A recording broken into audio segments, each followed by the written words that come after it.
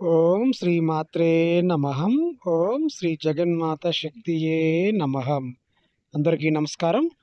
ఈ యొక్క వీడియోలో ఒక శక్తివంతమైన పరిహారాన్ని మీకైతే నేను చెప్పబోతున్నాను. చాలా చాలా శక్తివంతమైన పరిహారం ఇది. ఎలాంటి శ్రమ ఖర్చు లేకుండా సమాజంలో ఎవరినైతే మనం కోరుకున్నామో వారు మనతో చాలా చాలా ప్రేమగా ఉంటారు. చాలా మంచిగా ఉంటారు. మనం ఎంతగా వారితో ప్రేమగా ఉండాలి అని మనం కోరుకుంటున్నామో, అంతకంటే ఎక్కువగా వారు మనపై ప్రేమ కలిగి ఉంటారు. అది వాస్తవం, యథార్థం. చాలా చాలా శక్తివంతమైన పరిహారం. అయితే దీన్ని మీరు నమ్మకంతో చేయండి.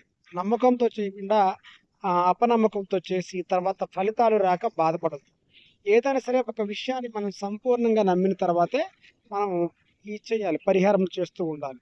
అంతేగాని మనం చూసి దాన్ని తేలిగ్గా తీసుకొని ఎలాగో ఒక ఉదరాబదరగా మనం పరిహారములు చేయకూడదు.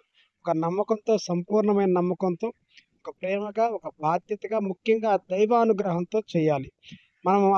మనం కోరుకునే వాళ్ళు, ఎదుటి వాళ్ళు వారికి ఇష్టం లేకుండా మనం బలవంతంగా కోరుకోవడం కూడా తప్పు. ఏదైనా సరే వారు మనకు కొంచెం సానుకూలంగా స్పందించినప్పుడు వారు మన మాట వినాలి, మనకు అనుకూలంగా ఉండాలి అని చెప్పి మనం చేసుకోవాలి తప్ప దీన్ని ఒక చెడుగా భావించి ఒక దుర్మార్గపు ఆలోచనలతో చేయకూడదు. అలా చేయటం కూడా మహాపాపం అయితే అవుతుంది. మరి ఇప్పుడు ఈ పరిహారం ఏంటి? దీన్ని మనం ఎలా చేయాలి? ఇవన్నీ కూడా మీకైతే నేను చెప్పబోతున్నాను. అయితే నా యొక్క చిన్న విన్నపం ఏంటంటే, దయచేసి మీరు కానీ, మీ కుటుంబ సభ్యులు కానీ ఏదైనా ఒక సమస్యతో బాధపడుతూ ఉన్నట్లయితే ఈ వీడియో కింద ఆ సమస్యని కామెంట్ రాయండి. ఇలా మేము పలానా సమస్యతో బాధపడుతున్నామండి చాలా కాలంగా అని ఎంతకాలం నుంచి బాధపడుతున్నారో అదంతా కూడా పూర్తి వివరాలు రాయండి. నేనైతే ఆ కామెంట్‌ని పరిశీలించి తర్వాత చాలా తక్కువ సమయంలోనే మీ యొక్క సమస్యకి ఎలాంటి పరిహారం చెప్తే బాగుంటుంది, మీరు ఏం చేసుకుంటే బాగుంటుందో పూర్తి ఒక వీడియో మీద అలాగే మీరు ఏదైనా ఒక చెట్టుని చూడాలి అనిపించినా కూడా మీరు చక్కగా ఆ వీడియో కింద కామెంట్ రాయండి. పలానా చెట్టు గురించి మాకు తెలుసుకోవాలని ఉంది.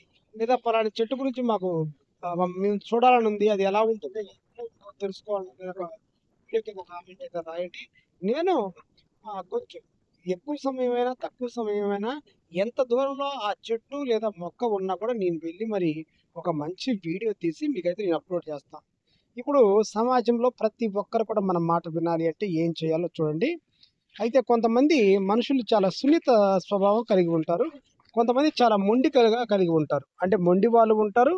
లేదంటే సున్నితమైన స్వభావంతో వెంటనే వాళ్ళు మనకు అనుకూలంగా ఉండేవాళ్ళు ఉంటారు. కొంతమంది జీవితకాలం కూడా ఇక మనకు అనుకూలంగా ఉండరు. అది వారి మనస్తత్వం, ఇది వీరి మనస్తత్వం.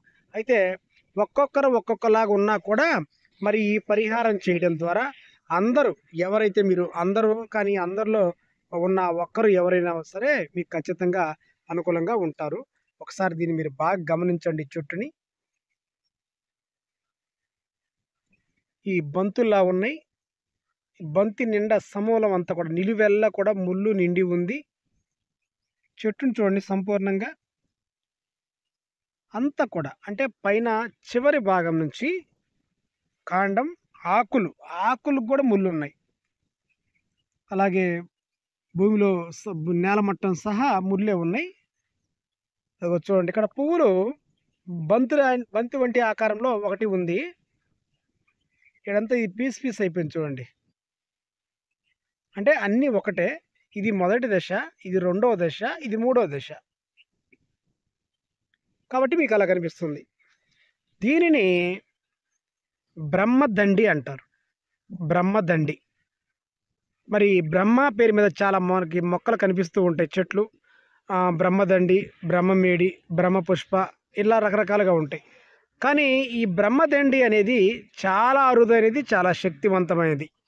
ఎంత శక్తివంతమైనది అంటే నేటికి కూడా కొన్ని ప్రాంతాల్లో గురువులు ఎవరైతే ఉన్నారో, గురువులు, ఉపాసకులు, సాధకులు ఎవరైతే ఉన్నారో వారు నేటికి కూడా పూజలు చేస్తారు అని మనం వింటూ ఉంటాం.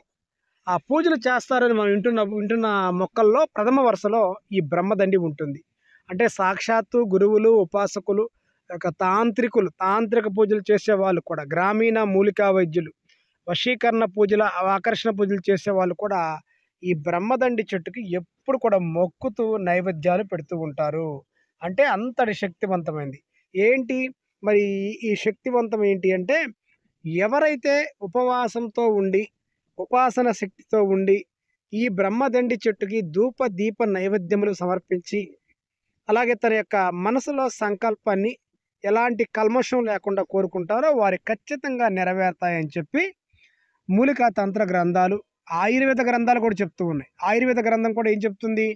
ఎవరైనా సరే బ్రహ్మదండి చెట్టు నుంచి ఏదైనా స్వీకరించాలి అనుకున్నప్పుడు ఆ చెట్టుకి ధూపం పెట్టాలి, దీపం పెట్టాలి, నైవేద్యం పెట్టాలి. ఈ 3 ఖచ్చితంగా చేయాలని కూడా చెప్తూ ఉన్నాయి. మరి ఇప్పుడు మనం దీన్ని ఎలా ఉపయోగించుకుంటే సమాజంలో ఉన్న ప్రతి ఒక్కరు కూడా మన మాట వింటారు అంటే, దీనికి ఆదివారం అమావాస్య రోజున, లేదంటే ఆదివారం అమావాస్య రోజున, లేదంటే అమావాస్య గురువారం రోజున, ఈ 2 రోజుల్లో ఏదో ఒక రోజు మీరు మొదటి అవకాశం అనేది ఆదివారం అమావాస్యకే మీరు మొదటి అవకాశం అయితే ఇవ్వండి. అది లేదు, ఇప్పుడు దరిదాపుల్లో లేదు అని అనుకున్నప్పుడు అమావాస్య గురువారం వచ్చిన రోజు మీరు చక్కగా ఈ చెట్టు వద్దకు రావాల్సి ఉంటుంది. ఈ చెట్టు వద్దకు వచ్చి ఈ చెట్టుకి చక్కగా మొదటి భాగంలో పాదు తీసి నీళ్లు పోసి, గుర్తుంచుకోండి, మనం ఏ పరిహారం చెయ్యాలి అన్నా ఆ చెట్టుకి మొదటగా ఆ చెట్టు యొక్క దాహాన్ని తీర్చాలి. చెట్టు యొక్క దాహం, చెట్టుకు నీరు అనేది చాలా ప్రధానం. కాబట్టి చెట్టు యొక్క దాహాన్ని తీర్చి తర్వాత చెట్టు పైన పసుపు నీళ్ళతో శుద్ధి చేయండి, చల్లండి. ఎందువల్లంటే చెట్టు ఎప్పుడు కూడా చెట్లు చాలా పవిత్రంగా ఉంటాయి. వాటిని మనం ఎప్పుడు కూడా శుద్ధిగా ఉంచుతూ ఉండాలి, అలాగే సిద్ధి చేస్తూ ఉండాలి. మనం కూడా రకరకాలుగా అంటే నీచు పదార్థాలు తాగుతూ ఉంటాం, తింటూ ఉంటాం, రకరకాల మనుషుల్ని మనం తాగుతూ ఉంటాం. కాబట్టి మనం చెట్టు తాకాలి అనుకున్నప్పుడు పసుపు నీళ్ళతో శుద్ధి చేసి మనం చెట్టు తాకాలి. ఇప్పుడు ఈ చెట్టుకి పులగమన్నం నైవేద్యంగా పెట్టాలి. పులగమన్నం చాలామందికి ఇది తెలియదు. పులగమన్నం అంటే ఏంటంటే గ్రామ దేవతలకి పెట్టే నైవేద్యం, గ్రామ దేవతలకి ఇష్టమైన నైవేద్యం, ఆహారంగా చెప్పుకోవచ్చు. అంటే పులగమన్నం అంటే ఏంటి? పెసలు అలాగే బియ్యం కలిపి వండేదాన్ని పులగమన్నం అంటారు. పెసలు బియ్యం 2 కలిపి వండుతారు. దీన్ని గ్రామ దేవతలకి పల్లెటూర్లలో నేటికి కూడా కొన్ని ప్రాంతాల్లో వేప చెట్లకి మహాలక్ష్మి తల్లి, ముత్యాలమ్మ తల్లి అమ్మవారు అని చెప్పి వేప చెట్లకి పులగమన్నం పెడుతూ ఉంటారు.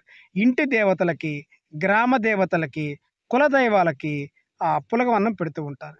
కాబట్టి ఇక్కడ మీరు పులగమన్నాన్ని ఒక ఇస్తరాకు తీసుకొచ్చేసి ఇస్తరాకుని ఇక్కడ పెట్టేసి అక్కడ మీరు నైవేద్యంగా పెట్టండి. తర్వాత చెట్టుకు మీరు ఖచ్చితంగా ధూపం వేయండి, పొగని చెట్టు అంతా కూడా పొగ వేయాలి. ఎందుకంటే చెట్టే గ్రామ దేవత. ఎప్పుడైనా గుర్తుపెట్టుకోండి, చెట్టే మన కులదైవం, చెట్టే గ్రామ దేవత. మనం మిగతా సమయాల్లో మన కులదైవాల్ని, గ్రామ దేవతల్ని, ఇష్టదైవాల్ని ఎలా కొలిచినప్పటికీ చెట్టు వద్దకు వచ్చేసరికి చెట్టులో మన యొక్క ఇష్టదైవం, కులదైవం కొలువై ఉంది అన్నట్టుగా మనం భావించి మనం చేయాలి. మరి కులదైవానికి ధూపం అంటే చాలా ఇష్టం. ధూపం నైవేద్యం, ఆ ధూపం వేసి నైవేద్యం పెట్టి చెట్టుకి మీరు 21 ప్రదక్షిణ లేదంటే 18 ప్రదక్షిణలు చెట్టు చుట్టూతో మీరు చేయండి. చేస్తున్న సమయంలో మీ బాధ చెప్పుకోండి. ఎవరైతే మీకు అనుకూలంగా ఉండాలి, మీ మాట వినాలి అనుకుంటూ ఉన్నారో అక్కడ మీ సంకల్పాన్ని 18 లేదా 21 ప్రదక్షిణ చేస్తూ మీరైతే చక్కగా మొక్కోండి. తర్వాత మీరు ఈ చెట్టు నుంచి ఇదిగో చూడండి, ఒక బంతి వంటి ఒక భాగాన్ని తీసుకోండి. అదిగో ఈ భాగాన్ని కట్ చేసుకొని చక్కగా మీరు జాగ్రత్తగా ఆ బంతి వంటి ఈ భాగాన్ని తీసుకువెళ్ళి అవకాశం ఉంటే దీన్ని పసుపు నీళ్ళతో శుద్ధి చేసి దీన్ని మీ ఇంటి గుమ్మానికి కట్టండి. మరి కొంతమందికి ఆలోచన ఏమండి, ఏ చెట్టు పడితే ఆ చెట్టు ఇంటికి కట్టవచ్చు అంటే చూడండి, అన్ని చెట్లు కూడా ఇంటి గుమ్మాలకు కట్టుకోవచ్చు. ఇంటి గుమ్మాలకు కట్టవచ్చు, ఇంటి ముందర నాటుకోవచ్చు. ఈ కొమ్మ మనం కట్టడానికి వీలు లేదు అంటానికి లేదు. చెట్లు దాదాపుగా వైరస్ని చంపే గుణం కలిగి ఉంటాయి, దాదాపుగా అన్ని చెట్లు కూడా. కాకపోతే మనకేంటంటే మామిడి ఆకులు, ఈ వేపాకులు వీటిని ఎక్కువగా అలవాటు చేశారు. కానీ ప్రతి చెట్టు కూడా ఒక ఔషధ గుణం కలిగి ఉంటుంది. కాబట్టి ఒక చిన్న కొమ్మని మీ ఇంటికి తీసుకెళ్ళండి. మరి ఏంటండి కొమ్మ తీసుకెళ్తే మాకు ఏంటి ఉపయోగం అంటే, కొమ్మ తీసుకువెళ్ళకపోయినా మీకు ఎలాంటి ఇబ్బంది లేదు. కానీ కొమ్మ తీసుకువెళ్ళి బంతిని మీరు కట్టడం ద్వారా అదనంగా మీకు నరదిష్టి, కనుదిష్టి సమస్యలు ఏమైతే ఉన్నాయో అవి కూడా శాశ్వతంగా పరిష్కారం అవుతాయి. ఈ బ్రహ్మదండి అనేది నరదిష్టి, కనుదిష్టికి, శత్రువశాలకి చాలా చాలా బ్రహ్మాండంగా పనిచేస్తుంది. కాబట్టి దీన్ని కట్టమని చెప్తున్నాను. ఈ విధంగా చేయండి. ఎలాంటి శ్రమ ఖర్చు లేని పరిహారం. సమాజంలో అందరూ కూడా మీ మాట వింటారు.